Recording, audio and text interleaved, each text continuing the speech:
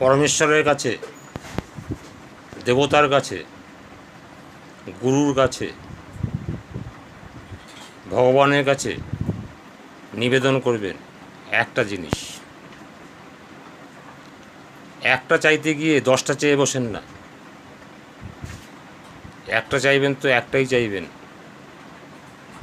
10টা চেয়ে বসলে ভগবান বিচলিত হয়ে পড়বে। একটা চাইতে গিয়ে 10টা চেয়ে বসবেন না। একই যাতে চরম হয় তার চেষ্টা করুন, তাহলে আপনার চাওয়াটা সঠিক হবে।